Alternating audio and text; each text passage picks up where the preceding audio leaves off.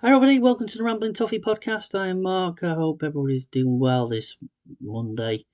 Another week. You just feel where the weekends go at this rate. Welcome to the this episode. I'll be discussing today the Fulham game. Since last Monday, obviously, I didn't not done my review of the Fulham game and also the Tottenham game, obviously from Saturday. Um, and obviously anything in between or anything else that comes to my mind as we go through this podcast. So, hope everybody's doing well. So, yes, let's start off with the Fulham game. Obviously, with all the injuries that we've had, like with Decore, Anana, and injuries at, obviously Patterson is not being given it. I think since the game, I think it was against Luton where he was quite disappointing in his performance. Um, we didn't have Seamus Coleman. Ashley Young was coming back, I think, but it was decided that for the Fulham game, Ben Godfrey came in into that position. Obviously, it's not his preferred position, as we all know, but he came in to take that position, and Patterson was on the bench. Yes, I can understand the decision regarding that. I just feel that at the moment, Patterson, I don't know if it's his confidence or whatever, inexperience, but I just felt against Luton he was just a little bit all over the place, and I mean they were just getting down that wing, and he was just out of position quite frequently. So in that instance, Ben Godfrey came in. The last game obviously against Burnley he played well, and it looks like he's sitting patiently. Transfer window. He hasn't moved on, obviously, so he's still at the club.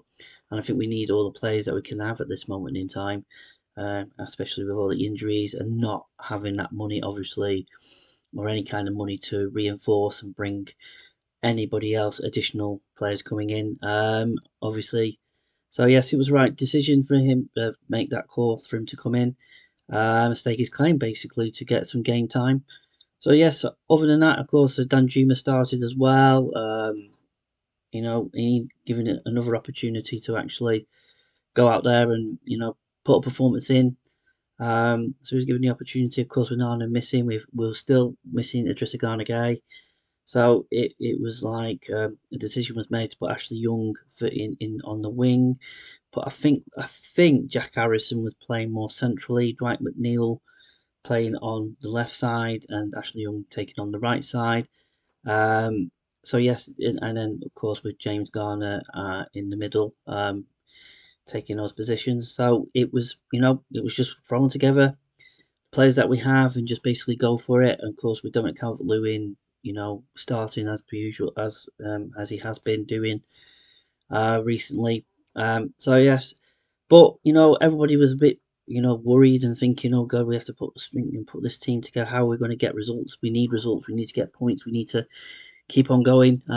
Keep on, and actually, in all honesty, I thought our counter attacking was really, really good in the game. I felt we had opportunities to win the game, obviously. Um, of course, the good old VAR coming into the equation again, and good old, decision making by the referees, as per usual, as regard, the decision to not give a penalty when the opportunity came and hit the bar, bounced down on the line. Obviously, it wasn't given as a goal from there, obviously, because it didn't cross the line fully, and then hit their defender on the hand. His hand was right out wide and should have been a penalty. And it's just been every week, as every podcast I've talked about, every week it seems to be VAR as per usual, seem to be making decisions that you know we can see on the field watching it live, and you can see it on the TV that basically it was a penalty. And the fact is that the excuse at the beginning of it was his arms were like that raised downwards and not out wide, and which was a bit baffling.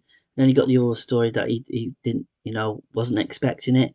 But in reality, when that ball bounced, he was looking up when that ball hit the crossbar. So he knew that the ball, what was going to happen when that ball was going to bounce down. He put his arm out. So anyway, that's digress on that one. As per usual, we all moaned about it. We all said it was a penalty. I think on social media, even Paddy Powers basically was saying, that's definitely a penalty, so don't give them to Everton and anything like that. We haven't had a penalty this season, so for me, it was just like never ending, and it's just I'm getting tiresome of it, and it's just like I'm getting fed up. It seems to be the PGM MOL are doing nothing about it, and they just continue doing nothing about any of these decisions, and they seem to be going against clubs like Everton, Wolves again, in their game against Manchester United. So yeah, so there was an opportunity there to have a penalty to score. We deserved. We played well. They played well. It was a good end-to-end game of football. It was an entertaining game of football. Um, but it was positive in one sense of mind that we were playing well and a lot better than we have been, especially against Luton Town where we were disappointing in that game. But it was an okay performance with the players that we have at our disposal at this moment in time. Dan Juma was okay. He was getting there until he got injured, obviously late on. But we had got Lewis Dobbin came on, did really well. Um, but we had chances right at the end, obviously at the end of the game, which Beto should have scored. It was on his head. He should have put that in the back of the net. How close it was. It was one of those miss of the season scenario where he should have buried it basically. And then there was that other scramble from the corner right at the end of the game where Godfrey miskicked and then Beto tried to hit it and then everything else it just didn't go in. And it was just like, look at it, we had an opportunity to take 3 points there. Um, and as performance wise, defensively, really really good defensive performance. Pickford made that absolutely fantastic save. Top draw. I mean, that's eight. That was 8 clean sheets this season for him, and he's doing better than anybody else. But he doesn't get the plaudits, obviously, from the national media, and nationally, you just seem to find something to have a go at regarding Jordan Pickford.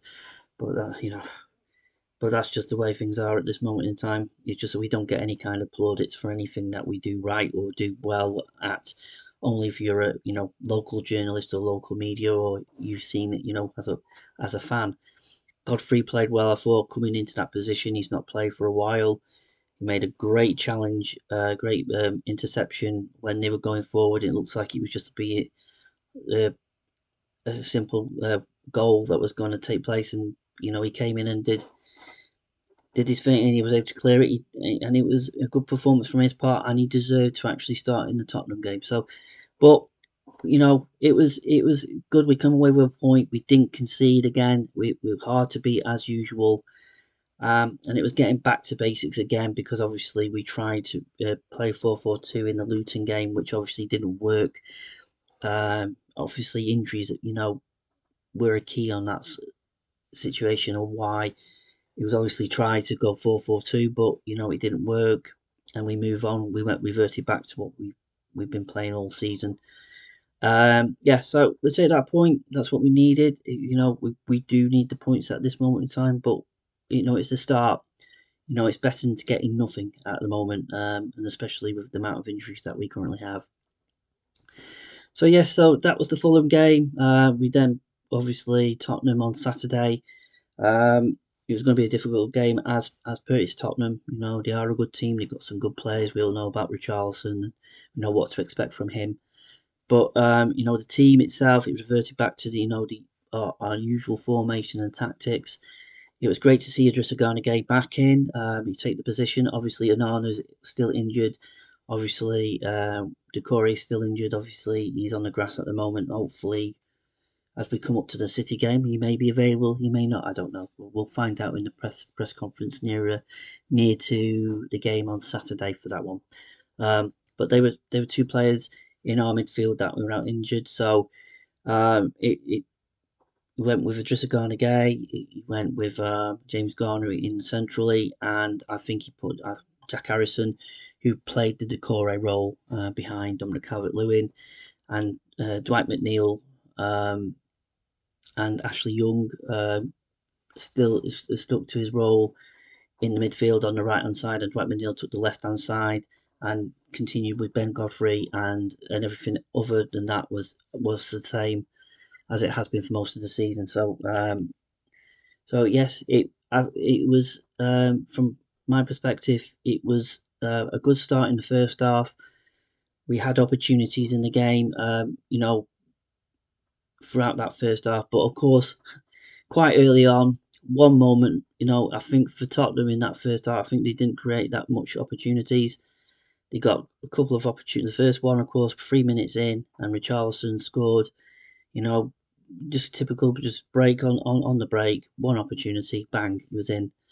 And it was like, here we go again. But we kept on going, we kept on plucking away, and I thought the passing was a bit better. It was a lot more movement. We weren't giving it away as much. I felt Adriana Gay just came in and was absolutely fantastic. Just nipping the ball off everybody and getting us moving forward a bit more. Jack Harrison, I felt again, because he's been put in that central behind Dominic Calvert, was more busier, got the ball more, and was probing a little bit more, and he was a little bit more freedom in that position. And we saw the difference in that. So that was a positive. I felt Dwight McNeil's performance was a little bit off on Saturday. He wasn't at the races to an extent. A lot of his crosses were either going a little bit too far wide and not hitting the targets that we tend to see with him in games, especially in that first half. He's running around trying to do things. He was just giving the ball away. It was just one of those games for him. I don't know. It was just one of those games for him. But when he's at his best, we see what he is capable of. But yeah, going forward, I think Dominic Calvert-Lewin was just getting about. He was bustling. He was pressing. He was doing everything he possibly can to do his job. And we got the equaliser. And it would have been great if he had got it, finally scored. But obviously it's been given to Jack Harrison. But 1-1. We thought we're doing well. We're getting forward. We're creating again. I think the XG is about 2.2 or something, to what Tottenham was about 0.9 or some whatever. So we were really, really good at creating, getting in the opportunities. But again, it's having, them opportunities and putting them in the back of the net. And as it has been all season, we can create and create and create. We've just not been able to put them in the back of the net. And of course, Dominic Calvert-Lewin, I think, with the injury and getting back into his fitness, obviously he's back to his best with regard to his fitness, but he's not scoring goals. I don't know how many now. Is it 16 games or something like that? He's not scored, and you just hope that goal, when it hope it would be credited to him, it might have given him an even bigger boost, to score, and finally, because finally we can get him moving again. But he had a good performance. He played really, really well. He run the lines. He did everything what a striker would do, but not just he just couldn't put the ball in the back of the net. And sadly, that one opportunity that we all thought he did score, it was stroked off and given to Jack Harrison. So you go with it anyway. So we were doing well, and of course they just broke. And then again, it was a fantastic finish by Richarlison again. Great finish, and it was like, oh, here we go again. It was just like we do all that work and all that effort with a team that's just been made up and moved around, and you just thought, are we going to get any kind of rubber to green, any kind of look, any kind of for the opportunities that we have created? Are we going to get these opportunities? Are they going to go in the back of the net? And as much as you can keep on creating, at the end of the day, we need to win football matches, and it just feels like we're not getting the opportunities. We're not. It's just not falling in the right place, or we get the opportunity and we just make the wrong decision. And you saw that throughout. There's players that got the ball and you think that good position to shoot, and then they go and try and pass it or try to do something different. And it's like they're a bit fearful of being confident enough to go, right, I'm going to go for it.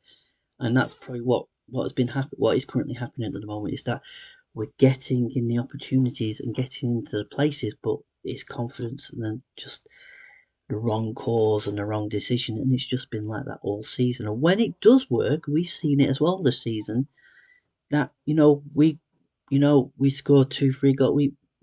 We can score and score lots and lots of goals, but it's just not. It's a confidence thing.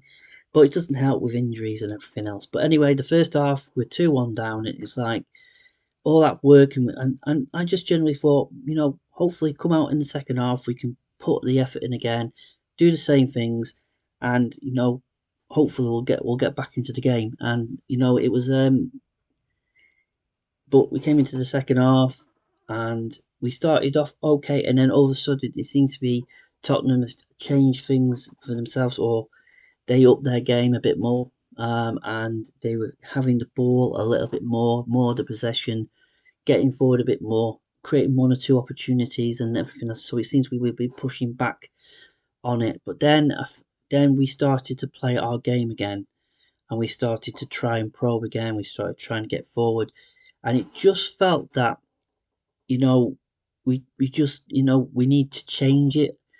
And I just noticed, I think like everybody else, at the moment, the manager, he makes substitutions quite late. It seems to be, and it was getting to I think 78 minutes or something like that. And I was thinking, are we making these changes? Because I know it's a criticism, and I know a friend of mine who I go to the game with, he said, we haven't got the players on the pit on the bench who can come and effectively change things. And we have to play with the team that we currently have, but also you have to give them chances, because if you look what he did, he made the call and bring Lewis Dobbin on. He brought Jimity on. And Beto came on a little bit later on, but the two of them came on, and it was that vibrancy of the pace of Lewis Dobbin. You just got the ball and you just ran at Tottenham, and he got a crossing to Jimity. Jimity had the opportunity. If he was a little bit more confident, he could have controlled it and put it in the net, but it was that instinctive moment to try and just put his foot on it, and it just went into the goalkeeper's hands. Quite a simple save for him in the end. But they came on and they started to move around. They started to make a kind of impact, and we started to move the ball forward. We started to get more corners, and we started to get ourselves into positions. And obviously, the goalkeeper for Tottenham is a weakness on corners and free kicks and everything like that, and set pieces. So we had to, let's get them in the box. And we just kept on pushing and pushing and pushing, and Beto came on, obviously, and he was bustling about everything else, just causing just mischief. Yes, we still need to see the best of him. We need to do his job as a striker, which is scoring goals. But he'd go on the field and just was messing, getting at the centre backs, getting at the back, trying to cause as much mayhem as he possibly could. And then, of course, you know, we had 7 minutes of injury time. I think it was James Garner with a free kick, went right in, flicked on by Ramos, I think it was, and of course Braithwaite was right in the, got the ball in the net, equalised, and well deserved a point, but we could have even had 3 points. But to get that at the end, the atmosphere in the stadium was fantastic. I'll come on to that in a bit. The fact that the atmosphere in the stadium, it was fantastic, and it didn't help by the way the referee was officiating the game. Oliver was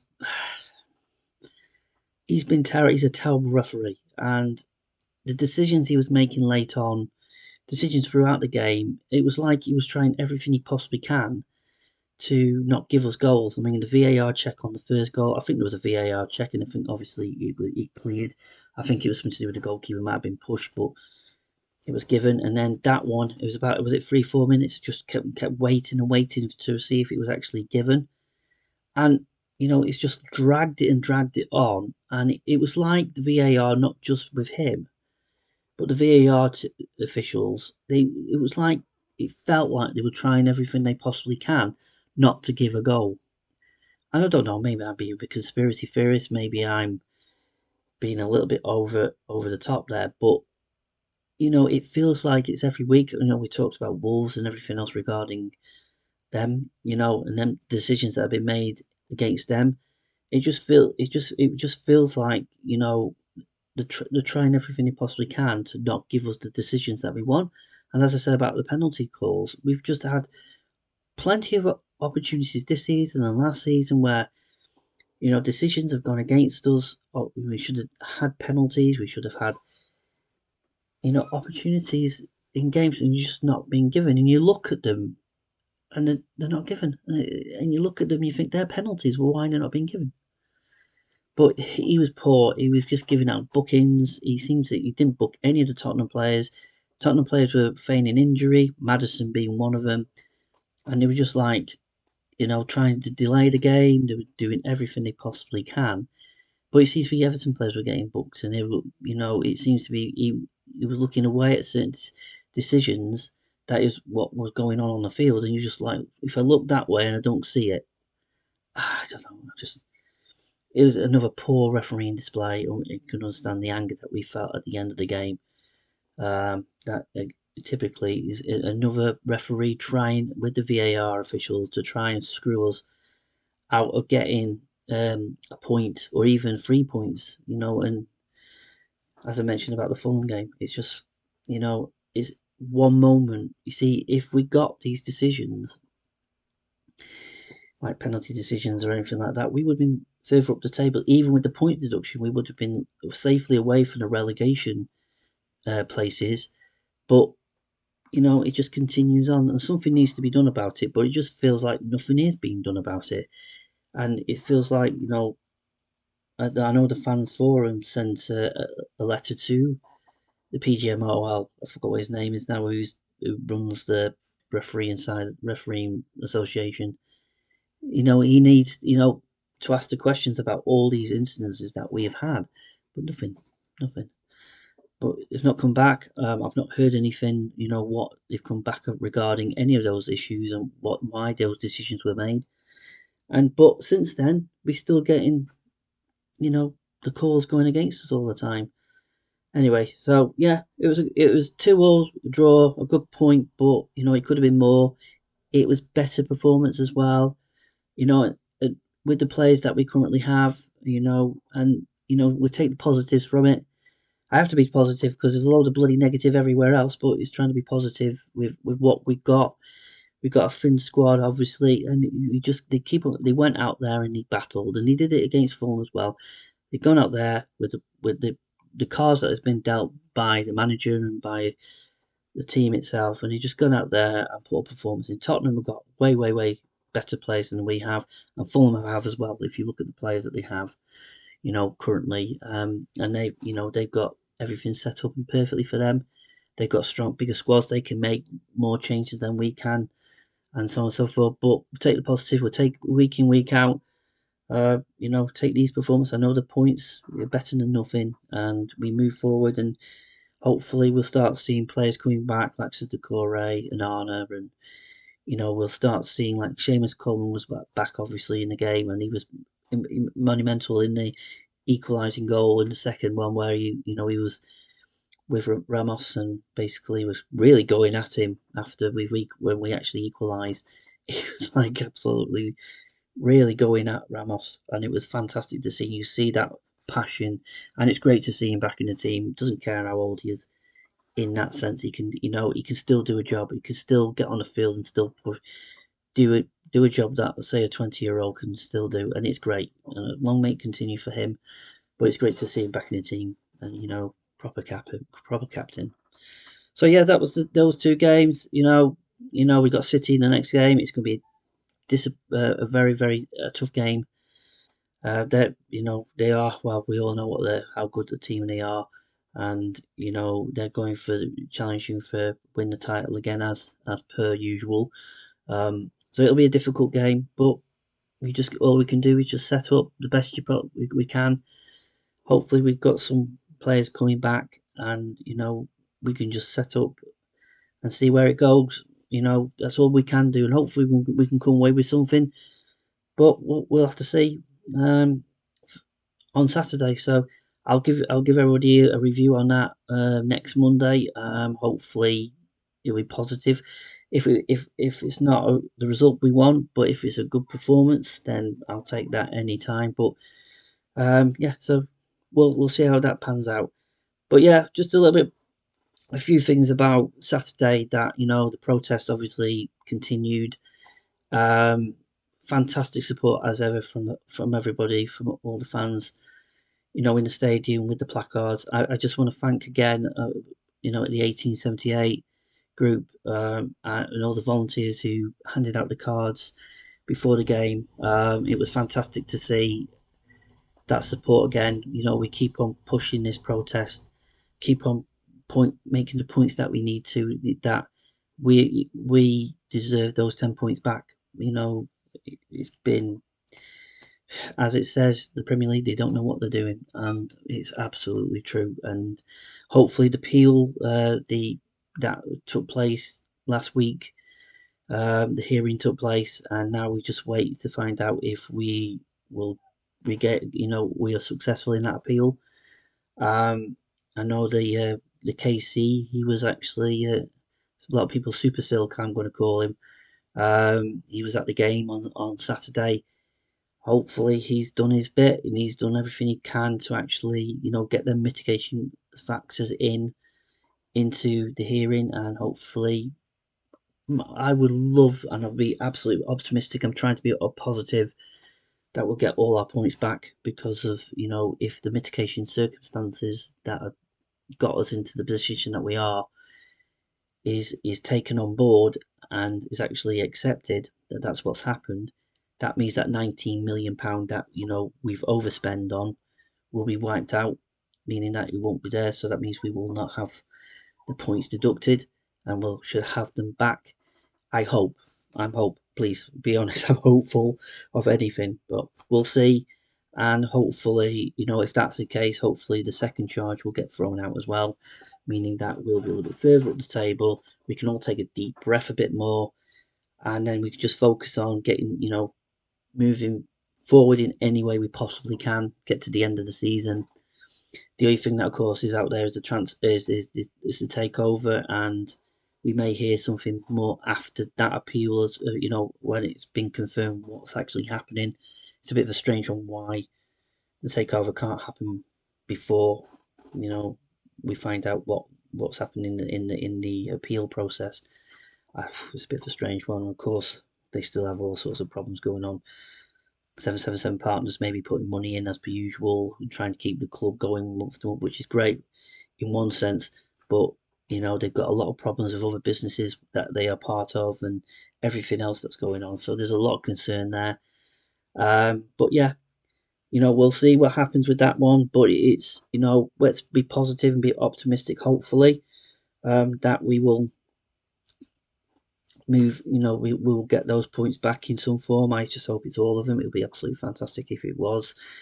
And then it'll call out basically what the Premier League are if that was the case, because it will then tell us, that the Premier League are corrupt. The Premier League were doing, basically charging us just so they can, to stave off an independent regulator. It's not looking likely that way now, because we're starting to see, with the DCMS writing to them asking questions regarding, why the point deduction was, why was it that severe and everything else that we should find out, we'll find out what they, what it'd be interesting what Masters would, will he have to resign? I think he needs to resign, because I think he's just, terrible. He's a terrible CEO. It's the chair lady. She needs to go as well, because they're making decisions to try and destroy a football club.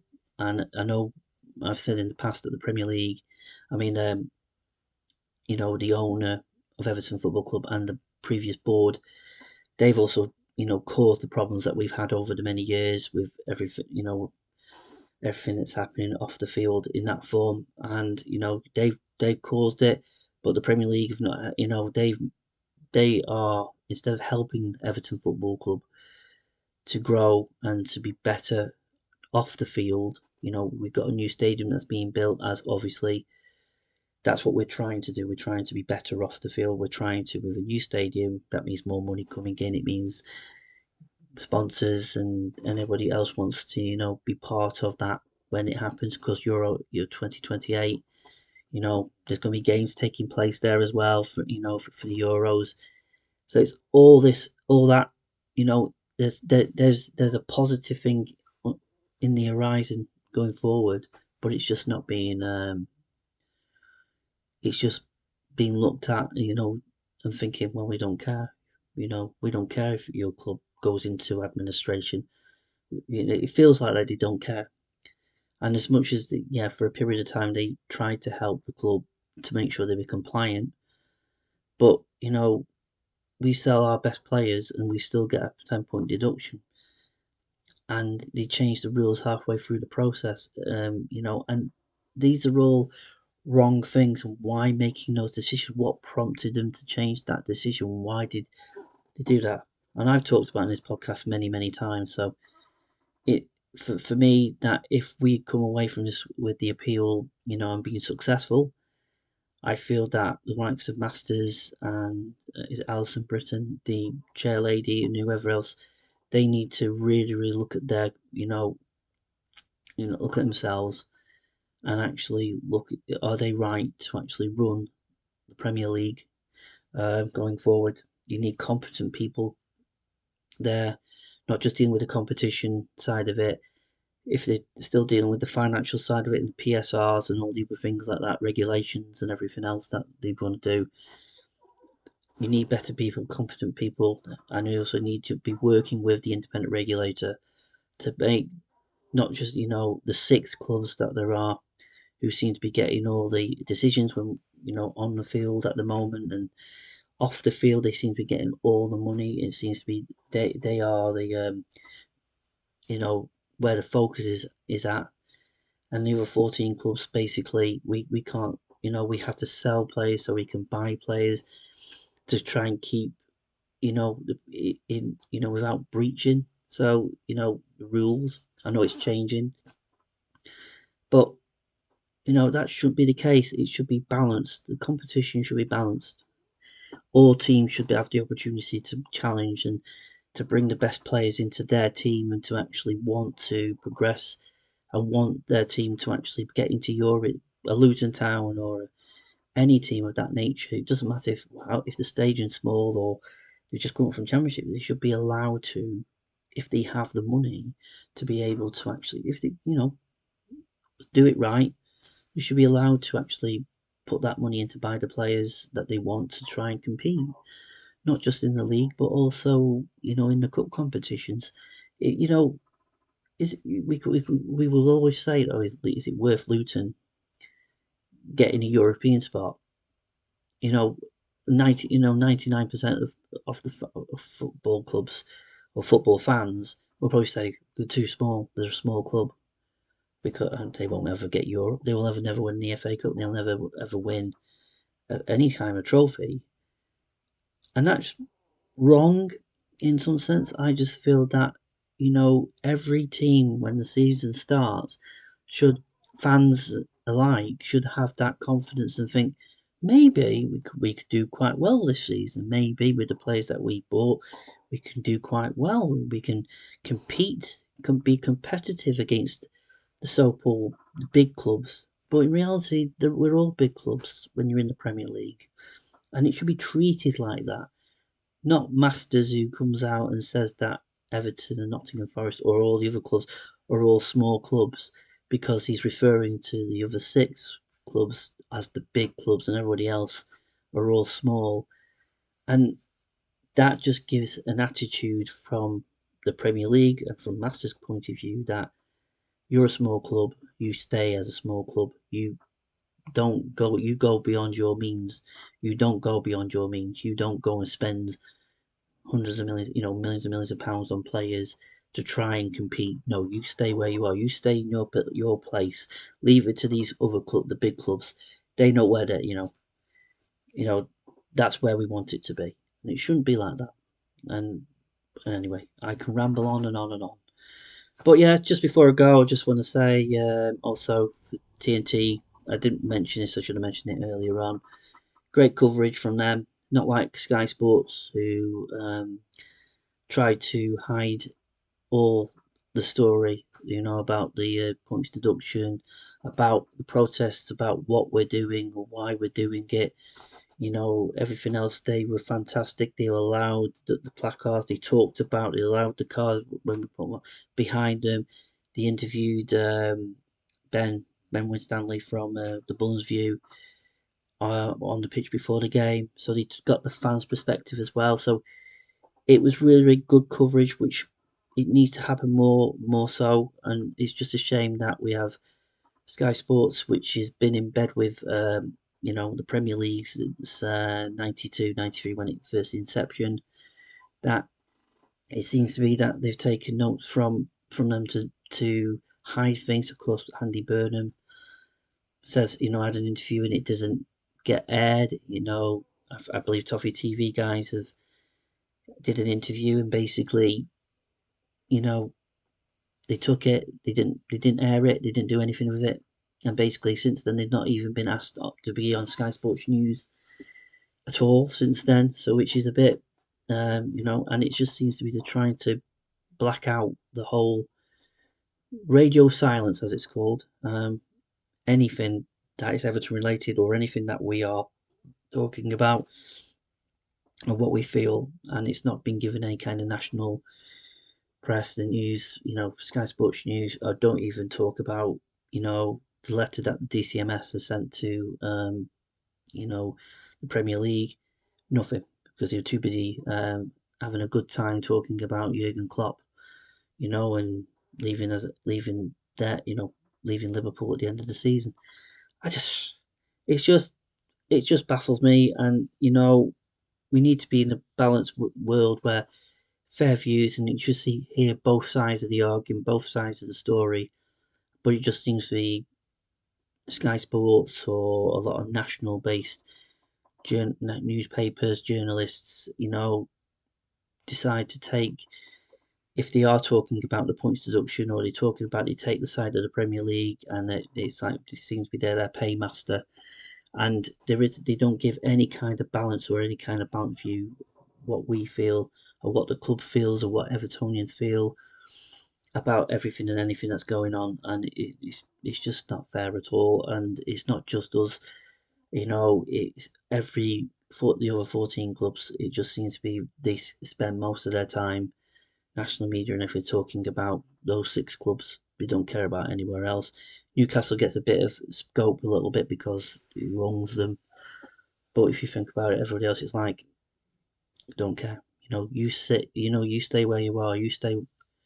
Don't talk about anything like that. No, you don't deserve don't deserve any kind of headlines, any kind of you know support from that side of it. Anyway, I ramble on as per usual. Um, but yeah, we'll see what happens with the appeal, with the takeover, with everything else. Um, it's just going to be interesting. I just hope we can have a positive, a light at the end of the tunnel. But anyway, yeah. On that note, thank you again for listening as per usual. Thank you for the support as per usual with listening to this podcast. I'll be back next Monday with more ramblings. And hopefully, we might come away with a positive result against Man City. So we'll see going forward. So I want to wish everybody a good week. Take care, and I'll speak to you again soon. Bye bye.